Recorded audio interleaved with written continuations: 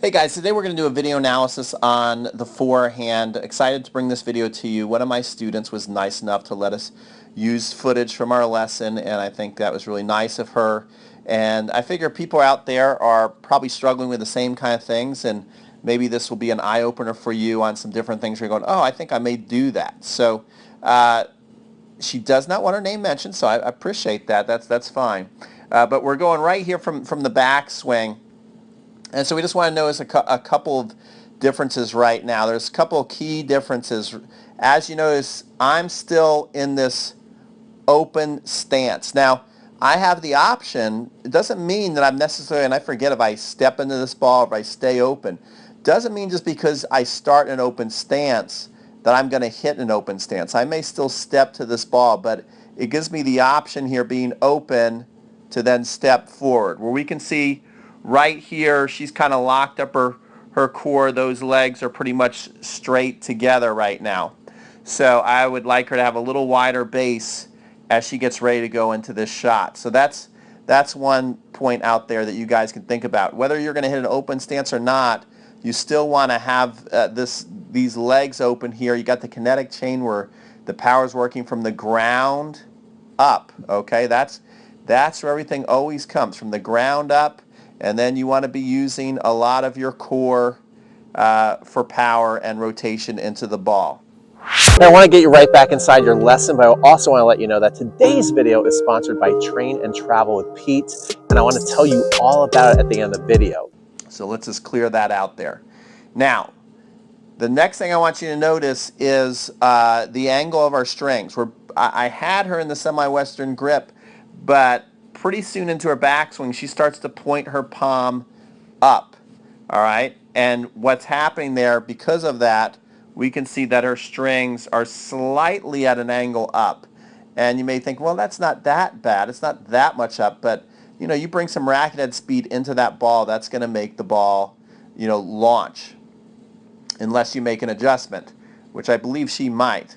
Okay, now you can see that my strings are actually facing down towards the ground.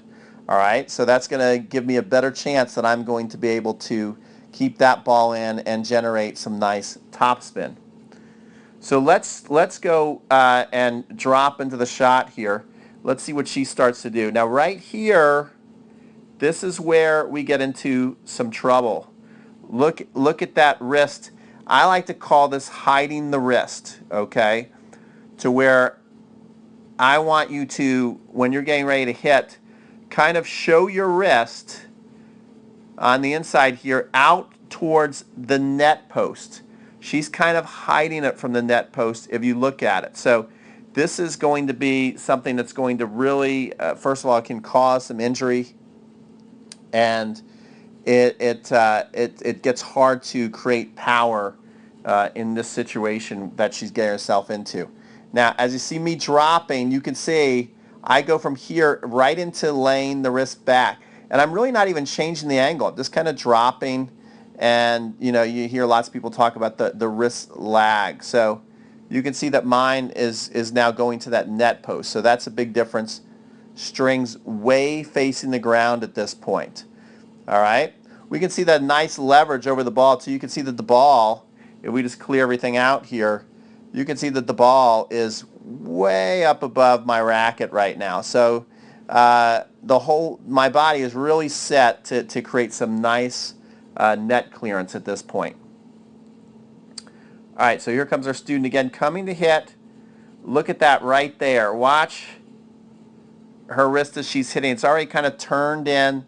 The racket face right now is looking like it's open.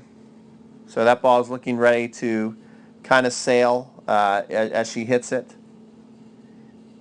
And we can see as I approach the ball right here that those strings and the position, you can see that the wrist is still laid back. Nothing has changed. People want to know when that wrist changes. Even as I'm hitting, I'm pretty much in the same position. Nothing has changed. I haven't broken that yet. So even as I'm making contact, the wrist is still in a laid back position. Can you guys see that? The wrist is in a laid back position, and it's not until after I hit and reach through a little bit See that racket is going forward. Nothing's changed yet. Now, right about there, I start to roll the wrist over. Okay, the angle starts to change a bit. And then through. And we can see we got some nice net clearance there. So just remember that, guys. You're going to play and hit your forehand. We'll show you the whole shot here so you can kind of get a good look at it. Right? Just remember that as you go into play your matches. Keeping that wrist laid back. This is something a lot of people have to work on. Not natural for a lot of people. So you just gotta work on it. One of the things that you're actually, when you're gonna get it, you're gonna find that you're actually being quite relaxed to get into that position. It should not be something that's painful or a strain. If that's happening, you're probably holding the racket too tight.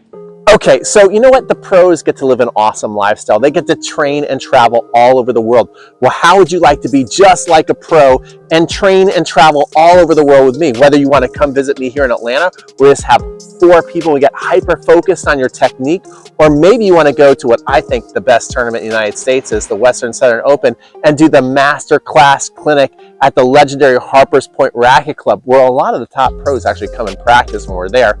Or you can go overseas with me and we can go train in South America or go to Spain at Rafa's Academy, or also this year we're going to go to the south of France to Patrick Mortaglu's Academy, and I'm going to do another thing that's kind of top secret called the Obsession House, where it's just 6 players with our own private court, our own private chef. If all this stuff sounds amazing to you and you would like to train and travel with me, then what I want you to do is fill out the interest form that I'm going to be putting right, I think, here in the card section, or go down to the description box, click on that link, get on the list, and I'll be in touch.